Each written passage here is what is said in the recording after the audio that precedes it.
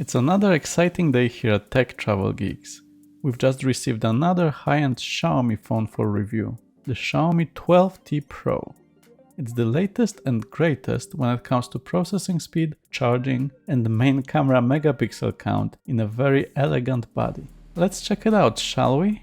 The review unit was provided to us by Xiaomi UK, so the box had already been opened and has some seals on the side, but when you get it new, yours won't have it. The box is similar to last year's one. Feel free to check the video we recorded with Matteo last year, and make sure to check the cut bloopers at the very end. At the front, the key features are the 200 megapixel ultimate camera and speakers optimized by Harman Kardon. We'll talk about it more later. At the bottom, we can see that it's the black model with 8GB of memory and 256GB of storage, here mislabeled as ROM or read-only memory. Let's hope we can save data to it. That's actually the only configuration available in the UK at £699, and you can also go with blue or silver. For what's inside, let's just open the seals and have a look. The accessories box, unsurprisingly designed by Xiaomi, includes a SIM ejector tool, which we'll find useful in the setup video coming soon. The good news is that, in addition to instructions and a warranty, there's also a TPU protective case, which will come in handy if you're waiting to get a proper case. Inside the box, there's obviously the phone itself, but let's first check the remaining accessories. And the great news is that we're getting a fantastic charger with this device, the 120 watts one. According to Xiaomi, it should charge the large 5000 mAh battery in full in just 19 minutes, which is amazing. That will compensate for the lack of wireless charging, which is unfortunately missing here. The charger is very similar to the Poco F4 GT one we unboxed a while ago, but that phone had an angled cable for gaming, while this one's just a typical USB-C cable. And finally, let's check the phone itself. I'd say the phone is quite elegant, nice and clean, and I'd say utilitarian. Nothing shouting like the aforementioned Poco phone, which was clearly a gaming device. The back is covered with glass, and the frame is plastic this time, which is rather unusual for high-end devices like this. But the phone feels good in the hand, and the only thing to note is that it's quite a fingerprint magnet, so make sure to use a case. As usual with Xiaomi devices, there's no IP68 waterproofing, but the phone should be splash resistant. The Xiaomi logo that's vertical and the big camera bump straight away tell you what this phone is all about, the aforementioned 200 megapixel main camera.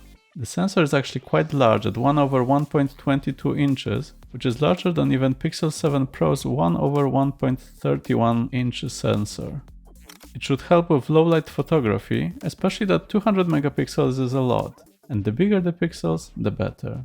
We'll have to take this Samsung HP1 sensor through its paces to see how well it performs, but I'm really hopeful. I'll be checking the 8K recording and optical image stabilization, which should help with both photos and video.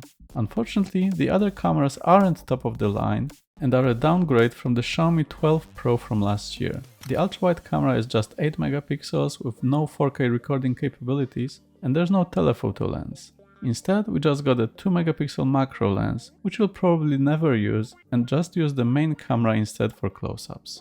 The last camera is in the front, and it's a 20 megapixel one, and we'll again have to test it out, so make sure to check back later. One advantage it has is that it supports face unlock, which seems to work well so far, as long as you're fine with slightly lower security. For more security, you can use the in-screen fingerprint scanner. It's not my favorite side-mounted one we've seen in some other Xiaomi and Poco devices, but this one seems fast and handy so far, so I'm not complaining. The remainder of the front of the device is a lovely AMOLED screen, which should look great when watching content on Netflix and elsewhere. It's not super bright this time at 900 nits peak brightness, so we'll have to see how well it performs. As we've gotten used to in the last couple of years, there's no carriage port or 3.5mm audio jack, but instead we got nice stereo speakers tuned by Harman Kardon. They sound great so far, with rich sound coming from both sides of the device for a more immersive experience. Finally, when it comes to performance, we get the latest Snapdragon 8 Plus Gen 1 processor, which is an overclocked version of last year's 8 Gen 1. It should give us amazing performance, and it's apparently more efficient than the previous version, so if you're into gaming or emulation, you won't have any reasons to complain. So far, the phone looks great.